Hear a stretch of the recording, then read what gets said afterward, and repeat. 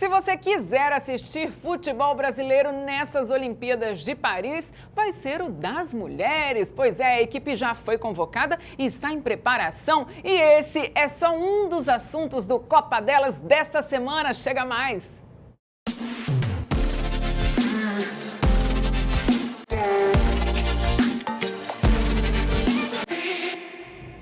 Como o Brasil vai chegar nos Jogos de Paris é uma questão que a gente tem falado aqui há muito tempo. E falta pouco. Elas estreiam no dia 25 de julho contra a Nigéria e depois o desafio segue contra Japão e Espanha. É o chamado Grupo C do futebol feminino dos Jogos de Paris. E para falar sobre isso, eu tenho aqui comigo as análises e informações de Sharon Praz, do Fute das Minas, aqui no Rio de Janeiro. E direto de Aracaju tem quem? Cleberson Melo, responsável pelo perfil Arquibancada Feminina Brasil. Bem-vindos, que prazer ter vocês aqui. Sharon, já vou mandar um papo reto. Me diz uma coisa, a gente tem um comando de apenas 10 meses à frente da seleção.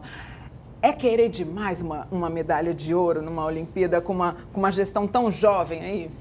Maíra, é sempre um prazer estar aqui para a gente falar de futebol feminino também, na presença do Cleberson. Olha, sonhar nunca é demais, né? É difícil, o Brasil não é favorito a essa medalha de ouro, mas, né, é sempre possível. A gente tem aí uns bons testes logo de cara, né? Japão, Espanha, principalmente a Nigéria também, que é uma seleção forte, que já vai dar pra gente ver como é que a seleção vai conseguir se desenvolver ali ao longo da competição, se a gente passando, né, claro, de fase. Mas sonhar sempre possível, eu acredito que é possível. Então vamos ver como é que as circunstâncias vão se desenhar na competição. Pois é. Cleberson, conta pra mim, você também acha um sonho possível? Tudo pode acontecer, né? Dentro de futebol, tudo realmente pode acontecer. Eu não vou falar que é uma caixinha de surpresas, mas tudo realmente pode acontecer. E aí eu queria saber de você, o que você espera do Brasil nesses Jogos? Boa tarde, Marília. Boa tarde, Sharon. Acredito que o Brasil consegue chegar, certo? Depende muito da forma que o Arthur Elias ele vai colocar a seleção para jogar. Ficou um pouco confuso a forma que ele convocou as meninas. Então, assim, só na cabeça do Elias ele tem a forma que ele vai jogar, entendeu? A gente vai ter grandes seleções para enfrentar o Japão, a Espanha, e já são bons testes, certo? Passando de fase, acredito que o Brasil consegue essa medalhinha aí. Opa, pensamento positivo. Pois é, ainda falando de convocação, na sua avaliação, faltou alguém? O que você achou confuso aí? A ausência da Cris? O que é? O que eu achei confuso é que a gente tem aqui, por estar aqui no Brasil, né, a gente acompanha mais o Campeonato Brasileiro, nós temos a Bianca Brasil, a Cris, aí desempenhando um bom futebol, artilheira tal, do campeonato. Tem a Amanda Gutierrez também. E você ter 3 nomes assim, destacando muito bem aqui no Brasil. E você não ter nenhuma na seleção, acredito que isso foi o que Arthur Elias pecou na convocação. Ô Sharon, essa coisa da Amanda Gutierrez, né? Muita gente comentou, até que a gente estava junto na convocação lá na CBF, quando o Arthur Elias divulgou a lista, muita gente falou da Amanda, né? Que ela foi chamada de fato para suplente, pode ser que ela realmente aconteça alguma coisa e ela vá disputar os jogos, mas ela está como suplente. E ele não chamou ela em momento algum, né? A Amanda, ela tá nas 6 que vão compor o elenco para preparação, né? As ela não tá nem como suplente, é verdade. Isso, a suplente de atacante é Priscila. Isso. Que também é uma jogadora muito promissora, a gente já tá vendo os resultados aí no Internacional. Mas, bem, a Amanda, se eu não me engano, ela não teve convocações nesse ciclo, se eu não me engano, foi, enfim... tô até dando uma colinha aqui, mas ela realmente não teve mesmo. É uma grande jogadora, assim como o Cristiane. Do Brasileirão. Junto com o Cristiane, né? Elas estão ali no páreo. 1 golzinho, 2 gols que separam elas a cada rodada. Eu acho que o Arthur, né, talvez por posição, né? Olhando pelos centroavantes, ele trouxe a Jennifer, que é uma jogadora que ele conhece, que já trabalhou.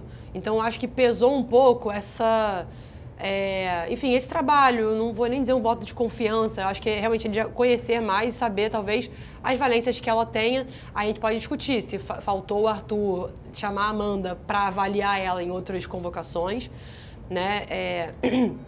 Enfim, e para mim, assim, só falando de Cristiane rapidamente, porque não tem como não falar de Cristiane, né? Eu pessoalmente adoraria que ela fosse, sou muito fã, é uma grande jogadora, tá jogando muito no Flamengo, mesmo sendo, né, com a idade que ela tá, com 39 anos, mas entendo também a opção por não ir, né? O Brasil é muito pouca gente, muito pouca gente. São 18 convocadas apenas, né? E 16 jogadoras de linha, a gente vê que ele tá levando jogadoras que podem fazer funções diferentes, né? Lá atrás, Antônia joga de lateral, joga de zagueira, Yasmin pode fazer as funções também, e aí pensando no ataque, eu acho que ele levou jogadoras que podem talvez recuar para jogar um pouco como meias, mas ele pode variar bastante o esquema dentro dessas jogadoras. E a Cristiane é uma jogadora que, infelizmente, não tem essa versatilidade. Dentro da área, ela é matadora, ninguém está discutindo isso. Mas é uma jogadora que é centroavante e só, né? Colocando assim. Então, eu entendi. Pois é, eu também entendi, tá, Arthur? Não, agora, sem brincadeira. De fato, realmente, ele foi coeso com o que ele falou, inclusive na coletiva, do que ele tem falado nos últimos tempos, né? Desde que ele chegou à seleção. Agora, só pra gente encerrar esse papo seleção-convocação, a questão da Caroline, que também todo mundo levantou esse debate. Caroline, ela é um talento incontestável. Isso aí a gente nem questiona, não é isso o debate. O debate ela acabou de voltar de uma lesão muito séria, há 8 meses sem jogar. E aí, vamos jogar ela num tiro curto, que é a Olimpíada, né?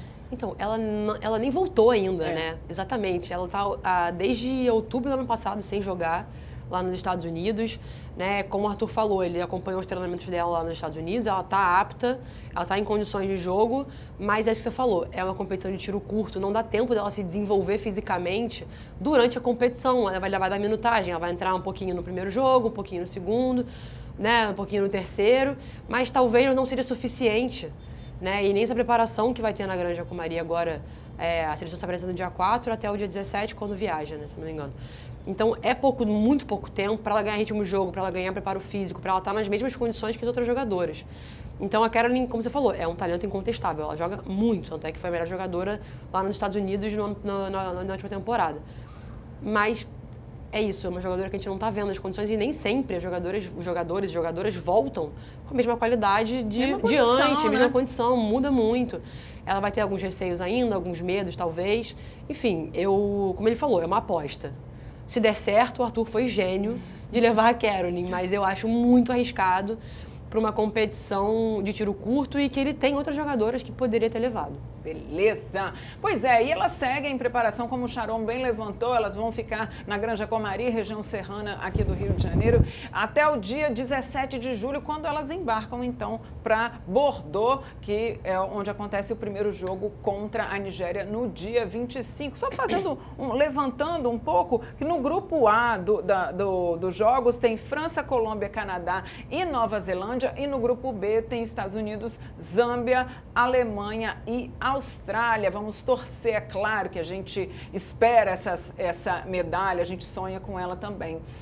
E agora vamos falar de Brasileirão, né, minha gente? Esses dois aqui que acompanham os campeonatos, várias divisões dos campeonatos femininos pelo Brasil. E aí, o Brasileirão A1 está pausado por conta, sim, dos Jogos Olímpicos, e essa semana até rolaram jogos atrasados do Internacional e do Grêmio. E aí a tabela ficou mais ou menos assim. Eu vou falar, na verdade, da tabela do 5º ao 8º, né? Que é onde está indefinido. Que é onde está indefinido, de fato, que é Cruzeiro, Grêmio, Bragantino e Flamengo, que estão nesse G8. E aí tem América Mineiro, Fluminense, Internacional e Real Brasília brigando por essas vagas aí, por essa vaga nas quartas de final. O Kleberson, quem você aposta? A gente só tem aí mais 2 rodadas para essa etapa seguinte. Quem que você acha que vai até lá? Então, acredito que o Cruzeiro ele vem numa constante. Teve uma pequena queda, mas eu acredito que na fase decisiva a experiência das meninas passa uma diferença, certo? falar assim um nome é muito complicado, porque o Campeonato Brasileiro ele é muito parelho, muito parelho. Mas uma coisa que eu venho prestando atenção é a queda do Flamengo, entendeu? Sempre tem aqueles altos e baixos dos times, mas eu vejo que a queda do Flamengo ela está sendo agora, neste momento. Então vai ser o time que vai ter que lutar ali, até por estar também na 8ª colocação, né? É o último time que está na classificação, na zona de classificação. Então, por essa queda do Flamengo nesse atual momento, é o clube que tem que ligar a lanterna ali para visualizar melhor a competição. Legal, de fato é isso mesmo que você falou, como o Flamengo está em 8º, bem ali no limiar, no corte para quem vai se classificar para as quartas de final, tem que prestar essa atenção aí. Agora, eu quero falar, além de Flamengo, Grêmio, que de fato está em sexto por enquanto, a gente tem essas 2 rodadas que faltam, mas está em sexto e nessa tabela do jeito que está hoje, se classificaria. Mais uma vez, palmas ali para Taissan e a equipe, né? Exatamente, o Grêmio fazendo um trabalho muito sólido nessa temporada, Taissan né, pela primeira vez à frente de um time na Série A1 e está fazendo um trabalho incrível. Ela que começou no Fluminense, com categorias base, com o time principal também. Depois foi para o Corinthians para ser coordenadora de base e agora chega no Grêmio muito preparada, mostrando realmente as credenciais, né, de um time muito sólido. Assim, falando um pouco também ainda do Grêmio, né, claro, tá em sexto, é super possível, mas a tabela tem muito confronto direto nessas últimas 2 rodadas. Muitos confrontos diretos. Pois é, o Flamengo, por exemplo, que é um time que está em queda, mas pega o Avaí Kinderman na próxima rodada, que é um time que já está rebaixado, é um time que, enfim, perdeu para todo mundo. E depois pega a Ferroviária, que também já é outro nível de enfrentamento. O Fluminense tem o Real Brasília e tem o Bragantino, confrontos super diretos também. Enfim, então, e o Cruzeiro, como a gente falou, pega o Corinthians ainda, que é super difícil, e o Bragantino. Então, tá muito difícil, vai ficar em moda até o final. Mas o Grêmio realmente é um trabalho incrível, tendo ainda como contraponto o Internacional, que agora tá livre do rebaixamento, tá salvo, mas penou o campeonato inteiro. É verdade. Agora, falando de Z4, que você bem comentou do Avaí Kinderman, não tem mais jeito, já está rebaixado, e Atlético Mineiro também, e dificilmente Botafogo e Santos, né, Sharon? Pois é, infelizmente a gente vai ter aí queda de 2 times grandes, né? O Santos, campeão brasileiro, se não me engano, vai ser a primeira queda de um time campeão brasileiro. Então, e é muito difícil, os 2 com 10 pontos, o Real Brasília com 16, tem que ganhar os 2 jogos e ainda o Real Brasília tendo que perder os 2 jogos, ele tira a diferença de saldo e depende do resultado dos outros. Tem muitos confrontos diretos também, Botafogo e Santos se enfrentam ainda. Enfim, tá complicado ali embaixo, mas enfim, quase impossível conseguir escapar desse rebaixamento e desejar que no ano que vem eles consigam um lugar de volta na Série A1. Pois é, e a gente vai falar disso aqui ainda hoje, do porquê que está acontecendo isso com esses clubes tão grandes, né? Reflexo de que a gente vai falar disso já já. E antes eu queria falar sobre outras partidas de campeonatos que estão rolando, né? Porque, de fato, a primeira divisão só retorna no dia 17 de agosto, mas enquanto isso tem bola rolando, inclusive aqui na tela da TV Brasil, tem sim pela Série A3, com clubes que foram conquistando o acesso para a A2. A gente está falando de Vasco, o Ação de Mato Grosso, Paysandu e Vitória da Bahia. A gente vai transmitir as semifinais esse final de semana. Pode colocar aí no seu celular, anota na sua agenda. Sábado, às 5 da tarde, tem Ação de Mato Grosso e Vasco. E mais tarde, às 9 da noite, tem Paysandu e Vitória. E aí eu queria chamar a nossa querida Jordana Krumpanzer, da TV Cultura do Pará, que ela tem um recadinho pra gente. Diga aí. Oi Marília, muito boa tarde para você, é um prazerzaço estar participando do Copa Delas. Vamos falar de Série A3 do Brasileirão, semifinal. O Paysandu conquistou seu principal objetivo na temporada, que era o acesso à Série A2. A montagem do elenco bicolor passou pelo desmembramento da equipe do Clube do Remo, que era uma equipe com muita qualidade técnica individual, mas por problemas extracampo com o ex-técnico Merci Nunes, muitas atletas pediram o desligamento do clube. Papão aproveitou para reforçar sua equipe para a temporada, porque muitas dessas atletas já haviam trabalhado com a técnica Aline Costa, uma técnica muito vitoriosa no futebol paraense. Inclusive, já foi campeã da Série A2 com o Pinheirense. Naquele ano, 2015, a Aline foi chamada pelo Paysandu para desenhar, estruturar e trabalhar um projeto de futebol feminino para a equipe bicolor. A Aline, que tem como característica a ofensividade. Ela gosta de sufocar as adversárias, é uma equipe mais ofensiva, trabalha muitas laterais e hoje tem peças que fazem infiltração pelo meio de campo. Na Série A3, a campanha do Paysandu como mandante foi muito boa. Elas se sentem muito bem dentro de casa, confortáveis, dominam as ações do jogo, conseguem colocar em prática essa ofensividade que a Aline cobra delas, mas como visitante, elas tendem a administrar resultados. Hoje o elenco bicolor passa por jogadoras muito importantes como a Elaine, a Cíntia, a Brenda Pinho, a Perrotes e inclusive a goleira Karine, que já brilhou na competição em disputa de penalidades, justamente no jogo do acesso do Paysandu. Valeu, Jordana, bom demais saber ir lá na fonte de quem está acompanhando ali de pertinho o Paysandu. Obrigada, minha querida. E agora eu queria saber a opinião, então, do Cleberson sobre essas semifinais. Cleberson, o que você espera? Já estão garantidos ali no acesso, mas de fato eles querem ser campeões? Sim, claro. Acredito que a questão do Vasco ser um time de maior nome, né? Aqui em nosso país, esse acesso é muito importante para o Vasco, mas vai ser um jogo duro. A ação surpreendeu, tem jogadoras experientes no clube. Já o Paysandu e o Vitória são clubes que têm jogadoras mais novas, porém que entrosadas. Já são clubes que começaram a preparação antecipadamente, a competição, e agora eles estão colhendo o que plantaram lá atrás. Entendeu? Eles começaram antecipadamente e agora estão colhendo. Beleza. Sharon, além da expectativa, você bem lembrou que são mulheres ali à frente dos times, né? Pois é, a gente tem, nessas semifinais, são duas treinadoras, né? A Verônica no Vasco e a Aline no Paysandu. Então é interessante notar, porque são 32 times na Série A3, né? São 11 treinadoras mulheres e 2 chegaram nas semifinais, 2 conquistaram acesso, estão aí brigando pelo título. Então é legal notar essa evolução, que ela é devagar, mas ela está acontecendo. E também destacar a Tânia Maranhão, que está jogando no Ação, é uma jogadora de muita história, muita história. Teve, inclusive, na campanha do Prata Olímpico, que faz 20 anos esse ano. Então é legal ver essas histórias ali se recolocando, né? E ela agora sendo um destaque no Ação.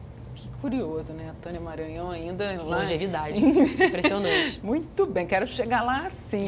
Agora, a gente está falando de Brasileirão e, claro, a gente continua aqui o convite para vocês assistirem não só o Brasileirão A1 e a essas semifinais do A3, como a gente também vai passar do Sub-20 aqui na TV Brasil.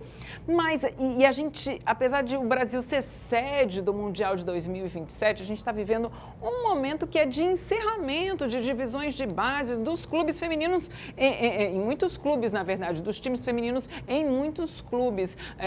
Vide o próprio Botafogo, em algumas bases menores. E aí eu queria saber de Sharon, que tem acompanhado muito bem isso, né, Sharon? O que está acontecendo? Olha, enfim, muitas coisas, acho que são muitos fatores envolvidos, né? Claro que ter umas categorias de bases, né? Ter categorias de bases custa dinheiro, né? É um custo para os clubes, no meu ver, não é um custo só, é um investimento.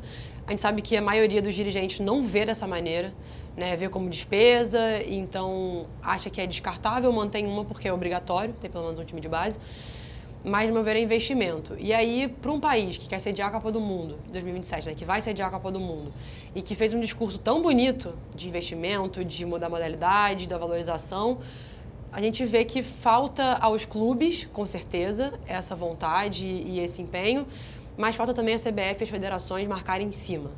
Marcarem em cima tanto para avaliar as condições em que esses clubes estão dando para essas meninas, então informação, quanto para calendário. Você vai ter um time sub-15 aqui no Rio de Janeiro para jogar o quê?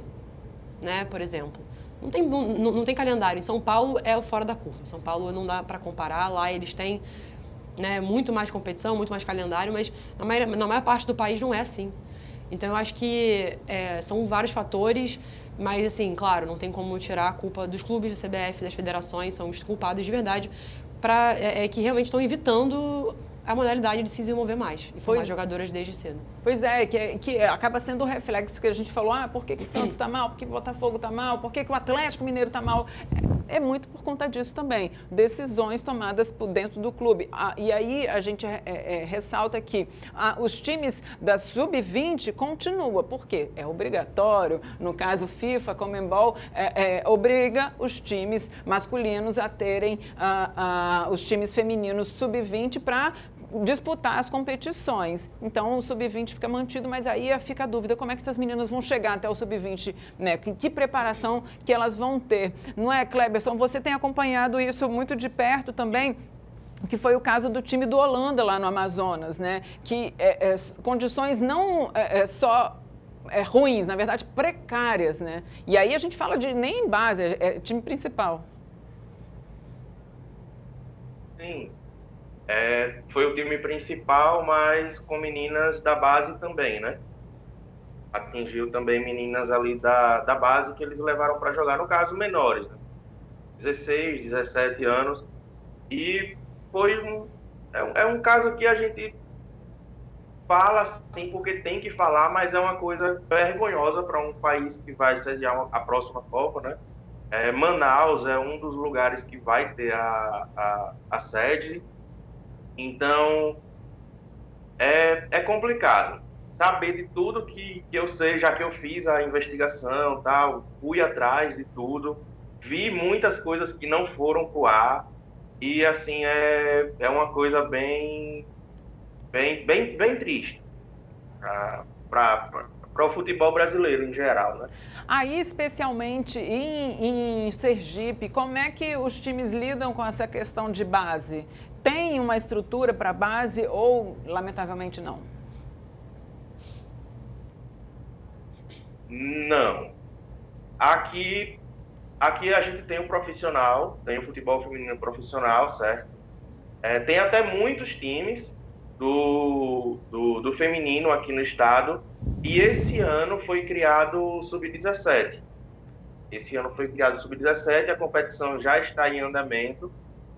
Tem 6 clubes na disputa, mas para por aí. Nós não temos o Sub-20, o Sub-17 foi criado esse ano, ainda é bem abaixo, não tem divulgação da federação, inclusive os cards de jogos, a federação não divulga, entendeu? A gente lá na Arquibancada Feminina é que divulga o Campeonato Sergipano, até porque nosso maior público é daqui de Sergipe. Mas, em geral, assim, a base feminina não tem. Tem a masculina. A feminina, ela não tem. Então fica aí, a gente levanta essa bola, a gente levanta esse debate para que tenha, que a base realmente seja feita, para que haja evolução da modalidade, para que a gente continue aqui debatendo o futebol feminino com qualidade também. A gente não quer falar só sobre a principal, a gente fala de sonhos, a gente fala de muitas meninas e mulheres querendo jogar, então que levanta essa bola, querendo cobrar e querendo ver ação, né? Porque é isso, 2027 é logo ali, gente. A gente quer ver realmente uma Copa bem bonita, com base, com tudo que a gente tem direito ali fazendo, representando o futebol brasileiro. Gente, eu agradeço demais a presença de vocês. Saliento mais uma vez, acessem os perfis do Fute das Minas, que vocês vão ver lá todas as notícias sobre essa questão de base e outras informações. O Arquibancada Feminina Brasil também, todas essas investigações, muito bacana. Parabéns pelo trabalho de vocês. Valeu demais, mais uma vez, a presença. E valeu demais você também que acompanhou a gente, tem acompanhado a gente. Semana que vem tem mais Copa Delas, Brasileirão, Olimpíada, tudo nosso. E se lembre, a tela da TV Brasil é a tela da gente, é a tela também do futebol feminino. Fiquem ligados nas nossas redes sociais e acompanhem a agenda de jogos. Até a próxima!